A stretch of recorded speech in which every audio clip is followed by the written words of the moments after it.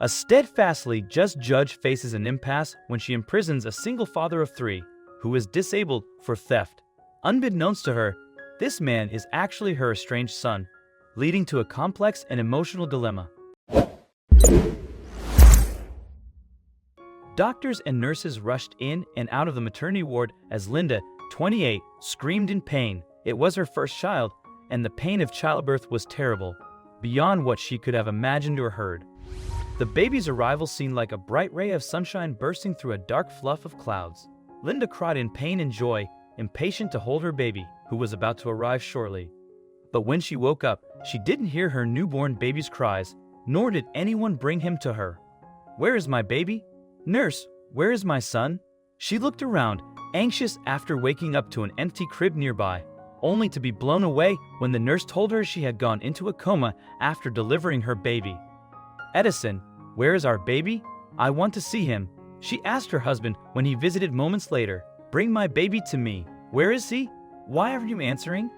Stealing his gaze away, Edison confessed the most painful truth that destroyed Linda. "The boy was born with Erb's palsy, and we cannot afford to raise him. You were fired from your job, and no law firm is ready to hire you again after you lost that case. We cannot raise a disabled child when we are already struggling to make ends meet. Edison, what did you do to my son? I gave him up for adoption. Oh my God, how could you do this to me?" She burst into tears. Edison's confession dawned on the poor mother who had yearned to have a child for many years. The baby she birthed was a miracle child after years of trying hard to conceive. Unable to bear what her husband had done, she divorced him and tried to look for her son. But Linda never found her baby as an anonymous family had adopted him. The hollow in her heart after losing her only child doubled as time flew by. Linda grew older, bearing a heartbreak she wanted no mother to endure. 38 years later, in court. "Please be seated. Good morning, ladies and gentlemen." Linda addressed the court as she took her seat. She had climbed her ladder of success and was now a highly accomplished criminal court judge. She took off her glasses and cleared the fog, stealing her teary eyes from everyone. The case she handled that day was the most peculiar and complicated in her 30 years of service. She was about to sentence Jonathan, a poor, disabled dad of three, to jail for stealing expensive medicines for his sick daughter. "Your Honor, my youngest daughter had seizures, and I did not have money to buy her expensive medicines. So I stole them from the pharmacy. But I was ready to pay for them once I got my monthly assistance from the government," Jonathan cried. "It doesn't matter if you intended to pay or not. A theft is a theft." Linda interrupted and rummaged through Jonathan's documents. She looked up at him and noticed he had Erb's palsy. Linda rechecked his date of birth on the file. Something about it struck her, as Jonathan's birth date matched her son's birth date. Could Jonathan be Linda's long-lost son? Would she change her mind and not sentence him to jail if he turned out to be her son? When Linda was a lawyer several years ago, she was fired for not helping a rich man get bail after a hit and run. She stood by justice at the cost of her career. So that day, she decided to do what was right, though she suspected Jonathan could be her long-lost son. Linda convicted him of theft and sentenced him to jail for a year. Justice was her priority, and Linda did what her duty demanded of her. Later, she followed her heart of a mother and met Jonathan in prison to learn more about him.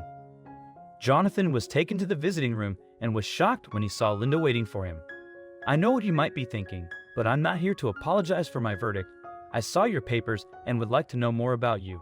Can you tell me about your parents?" she asked Jonathan, only to learn that he was adopted 38 years ago. "My adoptive parents died several years ago. My wife and I lived a beautiful life, but after she died of cancer, I struggled to raise my three daughters," Jonathan began as Linda slowly started to tear up. "Jonathan, would it be okay if you and I took a DNA test?" Linda's question that came out of nowhere startled Jonathan. A DNA test, but why? Pursing her lips and swallowing her pain, Linda replied, "Because you could be the son I lost 38 years ago." Jonathan was left shaken and speechless. He agreed to take the DNA test with her, and the results that arrived a couple of weeks later matched them as relatives. Jonathan, the loving dad jailed by his mother, was her long-lost son. Linda revisited Jonathan and told him about the mind-boggling revelation. At first, he didn't know how to react. "I'm confused and happy. I thought I was an orphan again after my adoptive parents died, but I'm happy that my mother has come for me. Mom, Where is Dad? Don't bring up his name. He's the prime reason behind our separation. He robbed me of my motherhood, snatching my child from my arms.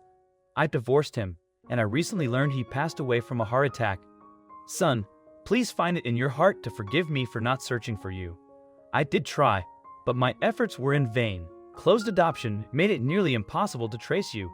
Little did I know, you were living in the same town, yet concealed from my sight. Linda and Jonathan held each other, tears streaming down their faces, as she vowed to care for his children. Later that day, Linda met Jonathan's 3 daughters, offering them reassurance that they were no longer alone.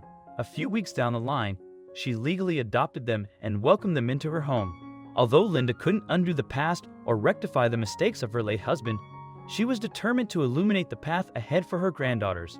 A year later, after serving his prison term, Jonathan came back to his home. With Linda's assistance, he secured a fresh job at her friend's company, and they embraced life as a contented family under one roof. Their troubled history remained untouched as they actively worked to infuse brightness and joy into their days ahead.